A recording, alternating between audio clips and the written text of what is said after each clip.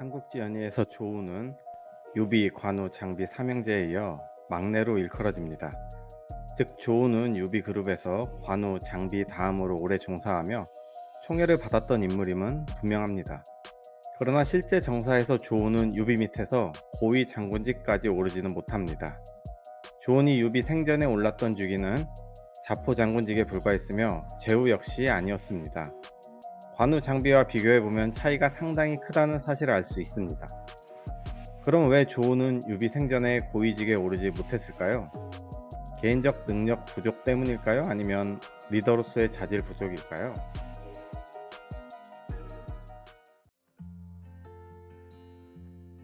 조운을 묘사하는 강력한 이미지는 바로 충성심과 신의입니다.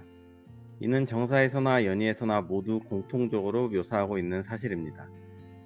패전만 거듭하며 쫓겨다니던 유비의 가장 뛰어난 능력은 바로 인재를 알아보는 점입니다. 유비와 조운은 공손참 밑에서 서로 알게 되었는데 당시 유비는 조운의 능력을 단숨에 알아차립니다. 후에 조운이 형제의 죽음을 이유로 공손찬을 떠날 때 유비는 조운의 손을 맞잡으며 애틋하게 배웅했습니다. 조운 역시 끝내 덕을 저버리지는 않겠습니다 라고 말하고 훗날을 기약합니다. 유비와 조운은 서로를 이미 알아보고 있었습니다. 후일 조운은 유비에게 임관된 이후 유비를 죽을 때까지 따릅니다. 당시 유비는 조조와 다른 방식으로 인재를 모집했습니다.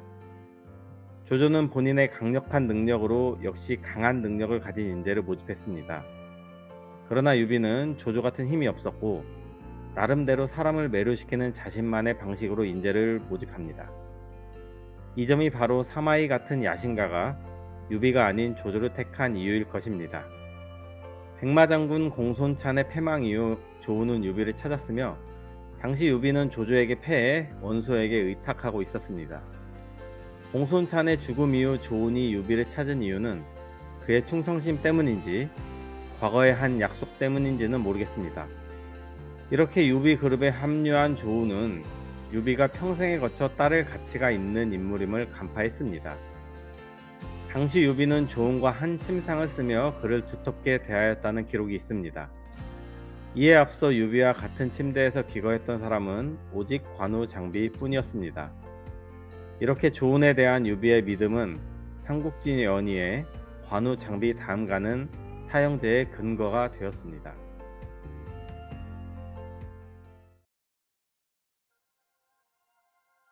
유비의 총애를 받은 조운은 이후 중요한 임무에 연이어 투입됩니다. 조운은 총애의 보답이라도 하듯이 투입된 임무에서 두각을 나타냅니다. 방망파 전투에서는 유비와 협력해 조이군의 하우돈을 격파하고 하우란을 사로잡습니다. 장판파 전투에서는 유비의 아들인 유선과 간부인을 구출합니다. 한중 전투에서는 황충이 하우연을 참살하는 놀라운 전공을 이끌어냅니다. 그런데 만약 조운이 없었다면 원조 공성계는 불가능했을 것이고 조조군의 군량 운송에 차질을 빚어낼 수도 없었을 것입니다. 즉 황충의 빛나는 전공과 이후 조운의 황충 구출, 조운의 공성계 등으로 유비가 결국 한중에서 조조를 몰아내고 한중왕에 등극하도록 만듭니다. 조운이 공성계를 성공하고 돌아왔을 때 유비는 조운을 보고 자룡은 일신이 모두 담덩어리로다 라고 감탄을 했습니다.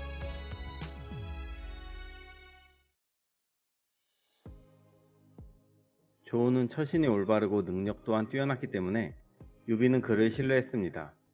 그럼 여기에서 한 가지 의문점이 생깁니다. 도대체 유비는 왜 조운에게 높은 직위를 주지 않았을까요? 그가 유비 생전에 받은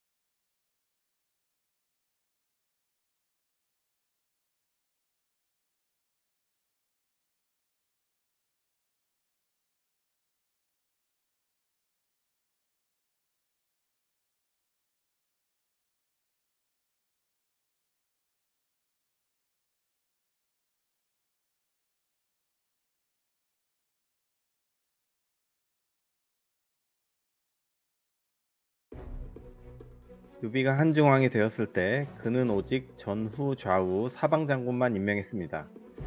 아직 명목상으로 한 황실이 존재했기 때문에 대장군, 표기장군, 거기장군의 임명은 이루어지지 않았습니다. 전후 좌우 사방장군의 인사권을 어떻게 실행하느냐는 꽤 어려운 문제였습니다.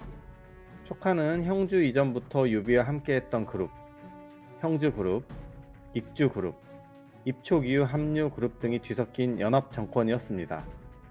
따라서 인사도 전공을 최우선 사항으로 고려해서 분배하되 절대 한 그룹에 몰려서는 안 됐습니다. 그래서 유비는 함께 시작한 베테랑인 관우와 장비에게 두 자리를 배치합니다. 그들은 군사적 업적 또한 뛰어났기 때문에 무리 없는 인사였습니다. 특히 관우는 명실상부한 베스트였기에 가장 선임인 전장군에 임명되었으며 장비는 우장군에 임명되었습니다. 사실 직위만 따지면 좌장군인 마초가 전장군인 관우보다 높지만 유비는 가절보다 높은 권한인 가절월을 관우에게 부여하며 관우의 불만을 잠재웁니다. 좌장군 마초. 비록 가장 뒤늦게 유비 그룹에 합류했지만 마초는 서량의 제후였습니다. 또한 유비에게 오기 전 이미 조조와 대적했던 대군벌이었습니다. 더구나 서량은 촉한이 향후 북벌을 위해서 반드시 차지해야만 했던 전략적 요충지였습니다. 이러한 전략적 상황에 따라서 마초는 직위상으로 관우를 넘어서는 좌장군으로 임명되었습니다. 그의 임명은 촉에 있어서 전략적인 선택이었습니다. 황충은 조조군 서북방 사령관 하의원을 참살해서 유비에게 한중을 남겨준 공으로 후장군에 임명되었습니다. 게다가 황충은 형주 그룹을 대표하는 인물이었습니다. 황충 인사에 관우가 불만을 토했다는 기록이 있는 것으로 봐선 당시에도 황충의 임명은 파격적이었습니다. 이렇게 조우는 중호 장군에 임명되지 못했고 자포 장군직인 익군 장군직에 임명됩니다. 직위의 위치로만 따지면 형주에서 합류한 신참위원의 진원 장군보다도 낮은 위치입니다. 만약 조운이 중호 장군에 임명되었다면 조운의 업적 자체는 충분하지만 분명 형주 그룹, 익주 그룹의 반발을 불러일으켰을 것입니다. 촉한의 내부는 취약했으며 명확한 한계가 있었습니다.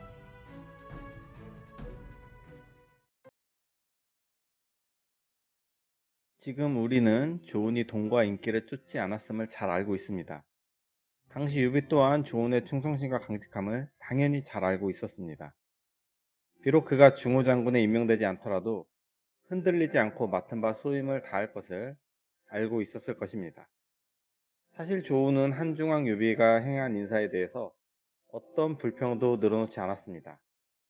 그는 여전히 유비를 위해 형주를 방어하고 있었습니다. 그리고 손권을 공격하지 말라고 유비에게 충언을 구했습니다. 또한 유비가 패했을 때 그는 유비를 구하기 위해 앞장섰습니다. 유비는 60이 넘어서야 드디어 황제에 오릅니다. 당시 60이면 언제 죽어도 모를 나이입니다. 유비는 취약한 유선에 대해서 고민했습니다. 유선을 위해서 가장 유능하고 충성심 있는 선택으로 유비는 누구를 점찍을 수 있을까요? 첫째는 제갈량, 둘째는 누가 뭐라 해도 바로 조운일 것입니다. 앞에 언급한 대로 조운은 장판파에서, 그리고 손부인이 오나라의 인질로 끌고 가려고 할 때 이렇게 총 2번이나 유선을 구해냅니다. 이것은 군주와 신하 관계에 있어 매우 특별한 점입니다. 자신이 목숨을 걸고 구한 아두가 황제에 오른다면 조운은 진심을 다해서 충성할 것입니다. 여기에 만약 유선이 조운의 직위를 높여줄 수 있다고 가정해 봅시다. 조운이 과거 자신의 목숨을 구해준 사실은 유선에게 승진에 대한 명분을 줄 수도 있습니다. 이와 같은 구조는 후일 당태종도 그대로 써먹습니다.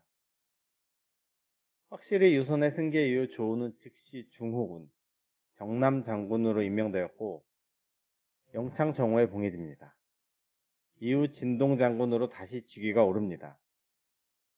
사실 이 시기 촉한의 3대 중호 장군직은 모두 공석이었으며 전 장군직의 이염, 후 장군직의 유염만 있었습니다. 그래서 조운의 진동 장군 직위는 당시 촉한에서 유연을 뛰어넘는 군사적으로 최고의 자리임은 분명합니다. 유선의 조운에 대한 의지와 신의를 엿볼 수 있는 대목입니다.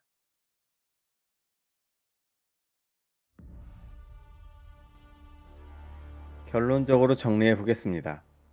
조은이 유비 살아생전에 고위직에 오르지 못한 이유는 첫째로 촉한 연합정권의 특성을 고려한 정치적 안배 때문이라고 봅니다.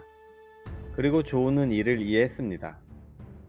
두 번째로 본인 사후 유선의 재위 안정을 위해 남겨놓은 유비의 고도의 전략적 계산 때문이지 않을까 싶습니다. 자신이 구해준 황제가 자신을 승진시켜준다면 얼마나 감격스러울까요? 유비는 충분히 거기까지 내다볼 수 있는 인물입니다.